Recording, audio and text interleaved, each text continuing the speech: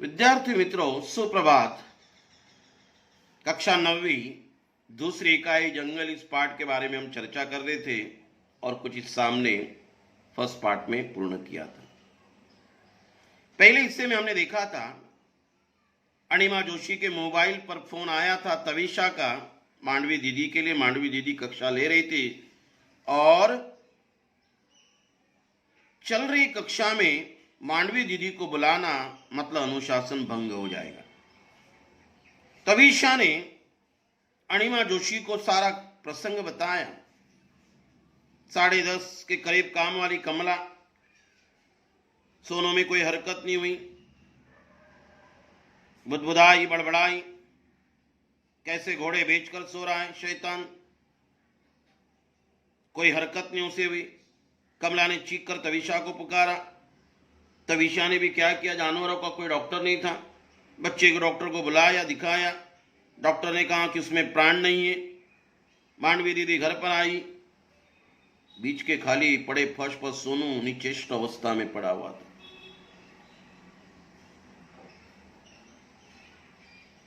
निकट जो गुमसुम अवस्था में बैठा था उनका पीयूष, और पीयूष की खामोशी तोड़ना बहुत ही जरूरी था। वो गई क्योंकि नन्ही सी जिंदगी में वह मौत से पहली बार मिल रहा था।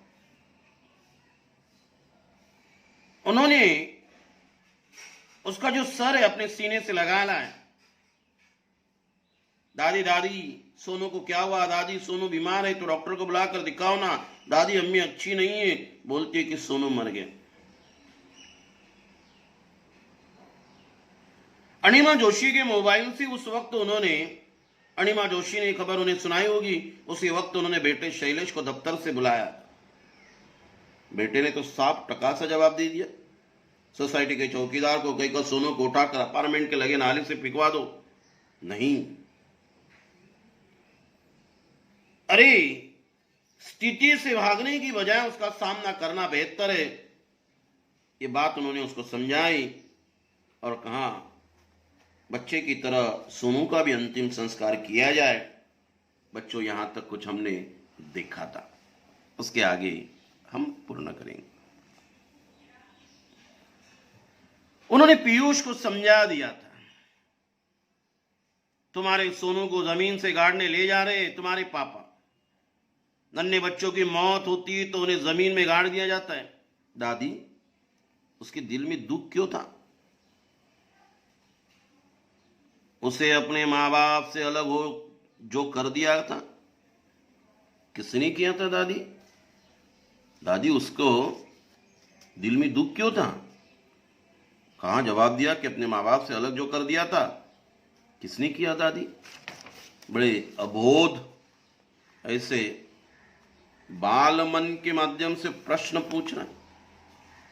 उस दुकानदार ने जिससे हम उसे खरीद कर लाए थे, जिस दुकानदार से हम खरीद कर लाए थे, उस दुकानदार ने उसके मां बाप से अलग किया। दुकानदार पशु पक्षियों को बेचता है ना। तुम ही बताओ, मां बाप से दूर होकर बच्चे दुखी होते ही कि नहीं? मांडवी दीदी उसे समझा रही, होते दादी। अम्मी 4 दिन के लिए मुझे छोड़कर नानू के पास मुंबई गई थी तो मुझे भी बहुत दुख हुआ था, क्योंकि अम्मी ने मुझे छोड़ा था उस वक्त। तो मां दूर होने का दुख तो मुझे उस वक्त हुआ था। दादी दादी, दुख से मर जाते? क्या दुख से मर जाते? कभी कभी पीयूष, सोनू भी मर सकता है। हाँ, मर सकता है। कहानी अभी यहां से भूतकाल में जा रही है कि उनके घर में सोनू और मोनू का आगमन कैसे हुआ। बीते हुए प्रसंग वो बताना लेखक ने। कैसे हट पकड़ लिया था पीयूष ने। हट यानी जीत, कितनी जीत की थी उसने। घर में भी वह खरगोश पालेगा। जीत की थी कि नहीं, अपने घर पर खरगोश ले आओ, वह पालेगा। तोते का पिंजरा लाएगा, तोते को भी पालेगा, पिंजरा खरीद कर लाएगा। तवीश और शैलेश के संग यानी साथ महरौली, शैलेश के मित्र के बच्चे के जन्मदिन पर गया था पीयूष। शैलेश का मित्र जो उसके बच्चे का जन्मदिन था महरौली, उसके साथ माँ बाप के साथ तवीशा और शैलेश के साथ पीयूष भी गया था। उन लोगों ने मझोले नीम के पेड़ की डाल पर तोते का पिंजरा लटका कर रखा था और ये पीयूष ने देखा। जालीदार बड़े से बाकड़े में उन्होंने खरगोश पाल रखे थे, ये भी पीयूष ने देखा। पीयूष को खरगोश और तोता चाहिए। तवीशा और शैलेश ने बहुत समझाया, अरे यहां जगह काफी खाली है, इसीलिए इन लोगों ने पाला है। फ्लैट में पशु पक्षी पालना कठिन है, कहां रखोगे उन्हें? अरे हमारे शहर में जिन फ्लैट में हम रहते, जिन घरों में रहते हैं, यहां जगह की बड़ी किल्लत है, कमी है। खुद को रहने के लिए पर्याप्त जगह नहीं, तो ऐसे जानवरों को कहां रखेंगे? तुरंत जवाब दिया उसने, बालकनी में रखेंगे। जो खाली जगह है थोड़ी बालकनी की, उसमें रखेंगे। पीयूष ने जगह ढूंढ ली। तवीशा ने उसकी बाल हट को उसे बहलाना चाहा। जो बाल हट्टे बच्चे की जिद है, पूरे दिन खरगोश बाकड़े में नहीं बंद रह सकते। चलो ठीक है, बालकनी में हम बाकड़ा बनाएंगे तो पूरे दिन वो कैसे रह पाएंगे वहां? उन्हें कुछ समय के लिए खुला छोड़ना होगा ना। छोटे से घर में वो भागा दौड़ी करेंगे, सुसु छिची करेंगे, गंदगी करेंगे। उनकी टट्टी पेशाब कौन साफ करेगा? उनकी गंदगी पेशाब कौन साफ करेगा? बालमन ने जवाब दे दिया तुरंत, दादी करेगी। कौन करेगी? दादी, मांडवी दीदी, दादी करेगी। अरे दादी पढ़ाने कॉलेज जाएगी तो उनके पीछे कौन करेगा? दादी तो पढ़ाने चली जाएगी, फिर उसके पीछे काम कौन करेगा? उनकी टट्टी पेशाब कौन साफ करेगा? स्कूल से घर आकर मैं कर लूंगा। उस वक्त सारा घर हंस पड़ा था उसका जवाब सुनकर कि स्कूल से मैं घर आ जाऊंगा तो मैं सफाई का काम मैं कर लूंगा। इस जवाब को सुनकर सारे हंस पड़े। सब लोग अब और चकित रह गए जब पीयूष ने दादी को पटाने की कोशिश की, मनाने की कोशिश की। दादी उसके जन्मदिन पर कोई ना कोई उपहार देती थी, कोई ना कोई उपहार देती थी, तोहफा देती थी। क्यों नहीं इस बार वे उसे खरगोश और तोता लाकर दे दी? दादी दादी मेरे जन्मदिन पर आप क्या दोगी? इस बार मुझे खरगोश और तोता लाकर दे दो। निरुत्तर दादी उसे लेकर लाजपत नगर चिड़ियों की दुकान पर गई। निरुत्तर कोई उत्तर नहीं दे पाई। सीधा उन्होंने उसे पकड़ लिया और लाजपत नगर में जो चिड़ियों की दुकान है जहां पशु पक्षी बेचे जाते हैं वहां वो लेकर गई। पीयूष ने खरगोश का जोड़ा पसंद किया। तत्काल इन्हें उसी वक्त उसका नामकरण भी कर दिया। क्या नाम रखा था? सोनू और मोनू। सोनू मोनू के साथ उनका घर भी खरीदा गया। उनको रखने के लिए जालीदार बड़ा सा बाकड़ा, लकड़ी का जाली या तारों की जाली लगी होगी, ऐसा एक बड़ा सा बाकड़ा खरीद लिया गया।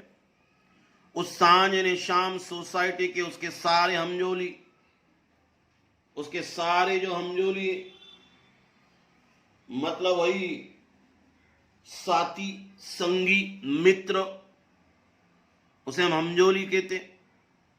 सांझ के वक्त बड़ी देर तक बालकनी में डटे रहे, वहीं खड़े रहे, खरगोश को देखते, उसे सहराते और पीयूष के भाग्य से ईर्ष्या करते। वाह, बाकी बच्चे पीयूष कितना भाग्यशाली है, कितना नसीबवान है कि उनकी दादी ने उन्हें खरगोश का जोड़ा ला कर दिया। कहां हमारी किस्मत है इसी। बाकी बच्चे जो है उनकी किस्मत से ईर्ष्या करने लगे। दूसरे रोज भी सोनू सामान्य नहीं हो पाया। फ्लैशबैक खत्म। मतलब उनके घर में सोनू मोनू का आगमन कैसे हुआ, ये प्रसंग उन्होंने बताया। जिस दिन सोनू मर गया था वो दिन तो बीत गया। दूसरा दिन निकला, लेकिन उसका एक साथी मोनू सामान्य नहीं हो पाया। पीयू को भी दादी ने प्ले स्कूल भेजना मुनासिब न समझा। मुनासिब ठीक नहीं, ऐसे अवस्था में पीयूष को प्यार से पीयू, तो अभी ऐसे समय में उसे स्कूल नहीं भेजना चाहिए। पीयू उसका घर का नाम था, प्यार से। पीयूष घर में रहेगा तो दोनों एक दूसरे को देख ढाढ़स महसूस करेंगे, एक दूसरे को हौसला मिलेगा, हिम्मत मिलेगी। उन्होंने स्वयं भी कॉलेज जाना स्थगित कर दिया था, रुकवा दिया था। सुबह मोनू ने दूध के कटोरे को छुआ तक नहीं। सुबह जो पीने के लिए दूध रखा गया था, मोनू इन्होंने उसको छुआ तक नहीं, क्योंकि उसका एक साथी सोनू चला गया था। बगल में रखे सोनू के खाली दूध के कटोरे को रह रहकर सूंघता रहा बेचारा। उन्हें मोनू की चिंता होने लगी।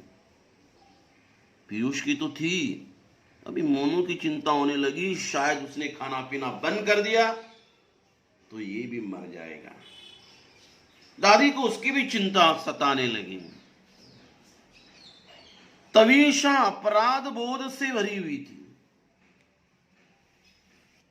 तवीशा को एक ग्लानि महसूस हो रही थी कि शायद सोनू के मरने की वो तो जिम्मेदार नहीं है।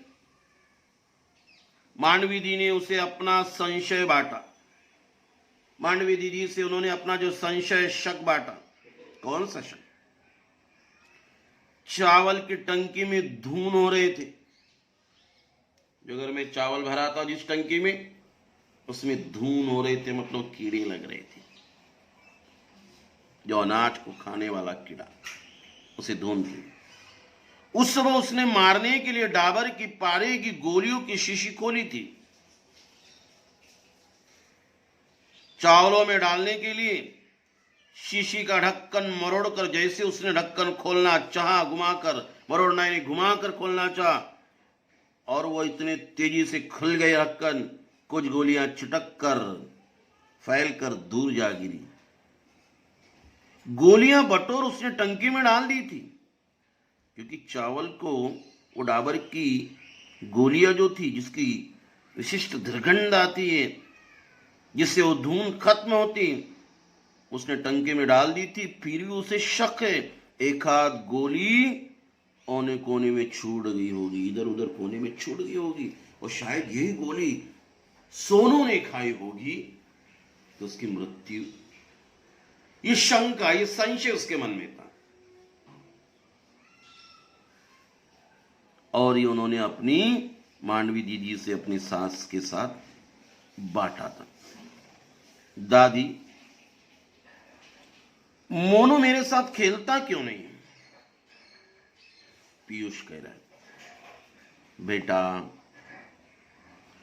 सोनू जो उससे बिछड़ गया है, अलग हो गया। दोनों बड़े मित्र थे, साथी थे, वो बेचारा दुखी है। दोनों को एक दूसरे के साथ रहने की आदत पड़ गई थी ना, दोनों एक दूसरे के साथ रहते थे और रहने की उनको आदत पड़ी थी, और अचानक सोनू से चला गया छोड़कर। इसीलिए मोनू जो है शांत शांत रहने लगा। मुझे भी तो सोनू के जाने का दुख है दादी। दादी, क्या हम दोनों भी मर जाएंगे? मोनू भी और मैं भी?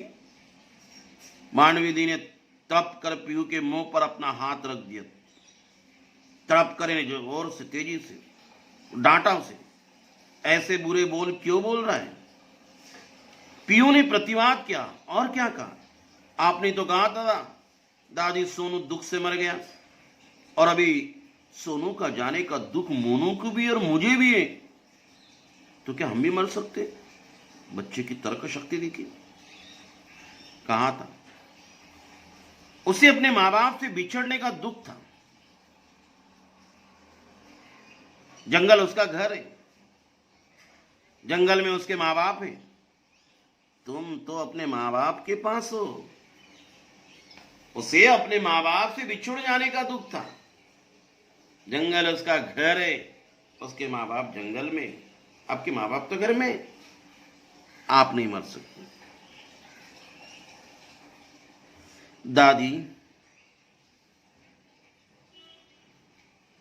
हम मोनू को उसके मां बाप से अलग रखेंगे तो वो भी मर जाएगा दुख से। मेरे तो मां बाप हैं, लेकिन मोनू को भी कभी हम रखेंगे उसके मां बाप से अलग तो हो सकता है मोनू भी मर जाएगा, वो भी दुख से। मांडवी दीदी निरुत्तर, कोई जवाब नहीं दे सकी, निरुत्तर हो आई। दादी, हम मोनू को जंगल में ले जाकर छोड़ देंगे तो वो अपने मम्मी पापा के पास पहुंच जाएगा, फिर तो वह मरेगा नहीं ना, फिर तो मरेगा नहीं। मांडवी दीदी ने परिस्थिति को, दुख की परिस्थिति में से पीयूष को कैसे निकाला और उसे समझाया